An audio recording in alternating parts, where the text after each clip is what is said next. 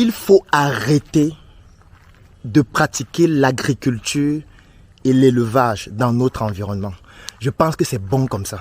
Il faut qu'on a...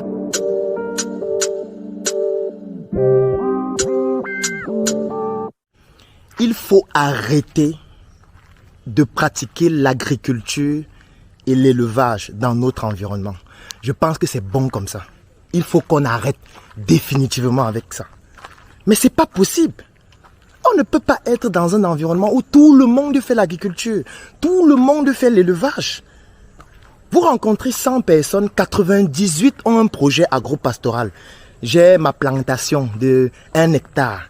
Je fais les bandes de 500 poulets. On ne peut pas être dans un environnement où pratiquement tout le monde ne fait que l'agriculture et l'élevage de façon artisanale. Ça ne peut pas nous permettre de développer ce pays. On ne peut pas continuer comme ça. Mais c'est pas possible. Mais quand est-ce que les gens vont comprendre que avec le système tel qu'il est constitué actuellement, il est impossible, je dis bien, il est impossible, avec l'état du système actuel, de pouvoir s'en sortir et s'enrichir en pratiquant de l'agriculture et de l'élevage de façon artisanale. Je vais vous prendre un exemple. Regardez dans votre environnement immédiat. Est-ce que vous pouvez me citer 5 personnes que vous connaissez personnellement, que vous pouvez rencontrer directement, qui se sont enrichies en pratiquant l'agriculture et l'élevage? Vous pouvez citer 5 personnes. Regardez dans votre environnement. Prenez votre téléphone. Prenez votre téléphone. Vous ouvrez vos contacts et vous essayez de voir dans mes contacts, il y a combien de personnes qui pratiquent l'agriculture et l'élevage et qui sont milliardaires. Il y a combien de personnes dans votre téléphone? Ne me parlez pas des gens qui sont dans les classements Forbes. Ne me parlez pas des gens que j'ai suivi un documentaire où on dit que tel s'est enrichi. Non, ne parlez pas des gens qui racontent parfois des balivernes et qui ne disent jamais la réalité sur l'environnement.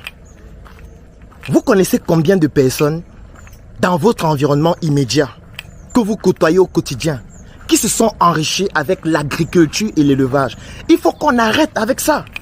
C'est en train de nous appauvrir. Tous les jours, quelqu'un va te dire, je fais les poulets, les bandes de 500, les bandes de 200. Je fais le maïs, je fais le poivron. Il faut arrêter. Il faut arrêter. Parce que tant qu'on n'arrête pas avec ça, mes chers amis, j'ai bien peur que dans un environnement comme le nôtre, configuré comme le nôtre, on se retrouve en train d'avoir des personnes qui se suicident en cascade. Ça peut paraître paradoxal ce que je suis en train d'expliquer. Beaucoup me disent, mais Claudel, on voit tes projets tous les jours. Mais depuis là, tu ne nous as pas encore parlé d'un projet dans l'agriculture, dans l'élevage. Parle-nous aussi de l'agriculture. Non, non, non, il faut arrêter. Tout le monde ne doit pas faire l'agriculture et l'élevage. Parce que vous qui faites l'agriculture et l'élevage chaque jour là, quels sont vos résultats 10 ans, 15 ans, 20 ans après? Où sont les résultats de l'agriculture et de l'élevage? Mais on ne peut pas continuer avec une telle médiocrité. Vous interrogez 100 personnes, 98 ont des projets d'agriculture et élevage.